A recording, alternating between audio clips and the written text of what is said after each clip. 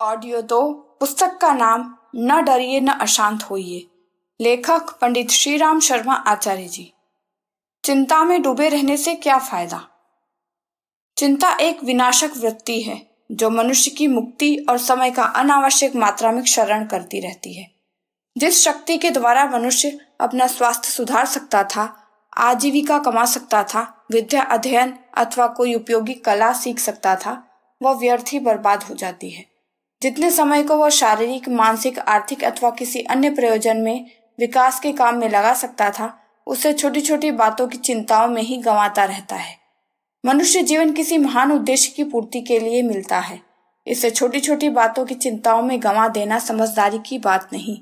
अपने जीवन लक्ष्य को समझना और उसमें अंत तक तत्परता पूर्वक लगे रहना तभी संभव हो सकता है जब चिंताओं से छुटकारा पाएं, इनसे दूर रहें और इनसे क्षरित होने वाली शक्तियों को बचाकर अपने निर्दिष्ट लक्ष्य की प्राप्ति में लगाएं।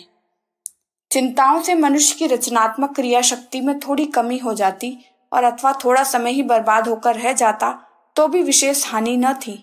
दैनिक कार्यों में चलने, उठने, बैठने और अन्य कई ऐसे कार्य होते हैं जिनमें निष्प्रयोजन कुछ शक्ति भी लग जाती है, कुछ समय भी, किंतु उसकी हानि भी वहीं समाप्त हो जाती है। पर चिंताएं अपने पीछे भी एक विषाक्त वातावरण बना जाती है जो मनुष्य की जीवनी शक्ति का चिरकाल तक शोषण करता रहता है। इनसे जितना ही बचाव किया जाता है, ये शहद की मक्खी की तरह उतना ही पीछा करती और अपने विषदंश चुभोती रहती है। मनुष्य चिंताओं के जाल में फंसकर अपनी मौत के ही सरंजाम जुटाता रहता है। जीवन मृत्यु, अकाल मृत्यु की ओर तेजी से ले जाने वाली यही चिंताएं ही होती हैं। किसी कवि ने लिखा है, चिंता चंगुल ही पर्यो तो न चिता को शंख, यह सोखे बूंदन जियत मुए जात व अंक। अर्थात चिता तो मुर्दा को जलाती है, किंतु चिंता तो जीवित मनुष्य को तिल तिल कर मारती है। चिंताओं से मस्तिष्क के अंतराल में काम करने वाली सेल जो फाइबर शक्तियों से किस प्रकार जीवनी शक्ति का त्वरित क्षरण होता है, इसका पता जर्मनी के डॉक्टरों ने एक प्रयोग से लगाया है। किसी पूर्ण स्वस्थ व्यक्ति को अचानक चिंताजनक समाचार सुनाया गया। इससे घबराकर वो उठने लगा तो उसे चक्कर आ गया और वह गिर गया। डॉक्टरों ने शारीरिक परीक्षा के बाद देखा कि उसकी इतनी शक्ति एक ही झटके में समाप्त हो गई जिससे वह 1 सप्ताह तक लगातार श्रम कर सकता था। चिंताएं मस्तिष्क को उत्तेजित करती हैं, जिससे शक्ति का बुरी तरह अपव्यय होता रहता है। इससे मनुष्य के सौंदर्य, शारीरिक बल और ज्ञान का नाश होता रहता है। चिंता जीवन की शत्रु है।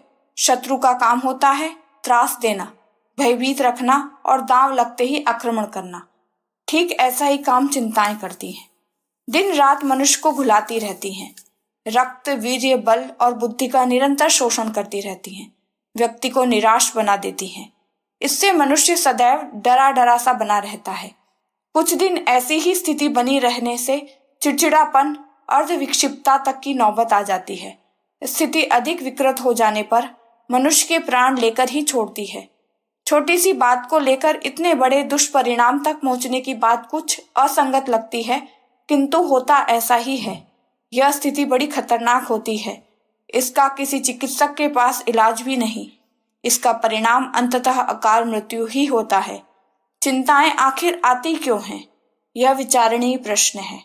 अधिक गहराई में जाकर देखें तो इनका आधार बड़ा ही टूटा फूटा, सड़ा गला सा लगता है। चिंताएं आती नहीं, मनुष्य स्वयं उन्हें बुलाता है और अपने पास पाल कर रखता है। चिंता का अर्थ है किसी समस्या से हार मान लेना, अपने आप को पराजित घोषित कर देना। यह एक मनोविकार है जो मनुष्य की दुर्बलता प्रकट करता है। प्रस्तावित कठिनाई को अपनी शक्ति से बड़ी मान लेने के अतिरिक्त चिंताओं का और कोई भी अस्तित्व नहीं।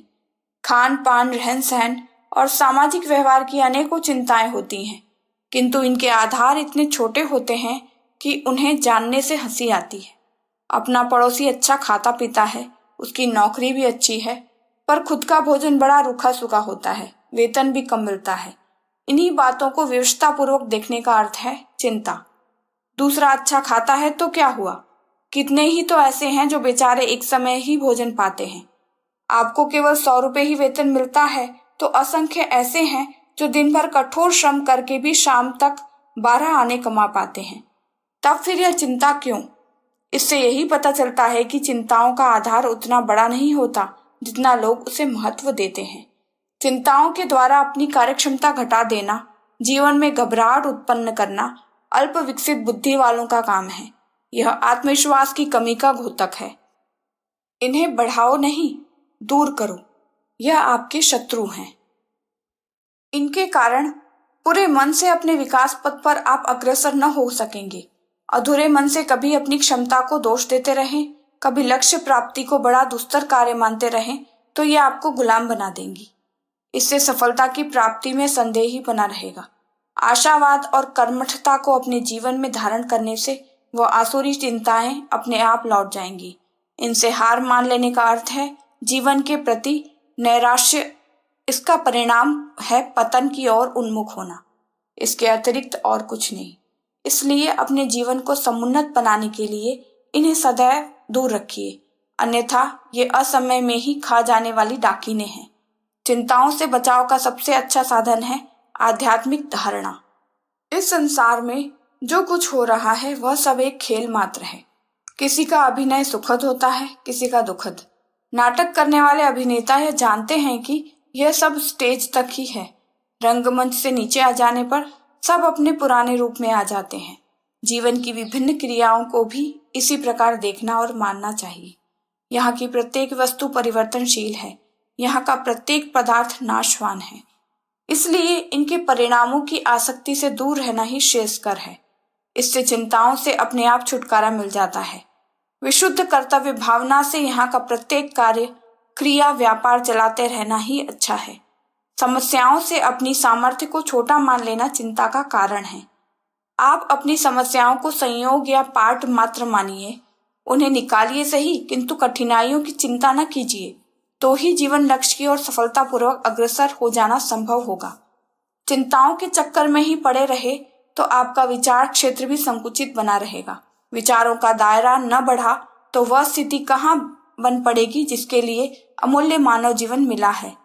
चिंताएं जीवन विकास में गतिरोध उत्पन्न करती हैं, मनुष्य की कार्यक्षमता को पंगु बना देती है। इससे मानवीय विकास का मार्ग भी रुक जाता है। मनुष्य एक अपनी अलग दुनिया बना लेता है। इसे चिंताओं की दुनिया कहना ही उपयुक्त लगता है। जब तक जीवात्मा इस छोटे से क्रिया क्षेत्र में फंसी रहती है, तब तक वह अपने शाश्वत स्वरूप को समझ नहीं पाती। लघु से महत् की आकांक्षा कोरी कल्पना मात्र बनी रहती है। सफलता का मूल अंग एक ही है कि अपनी चिंताओं से छुटकारा पाइए। तभी वह स्थिति बन सकती है जब अपने जीवन की दिशा में भी कुछ प्रगति की जा सके।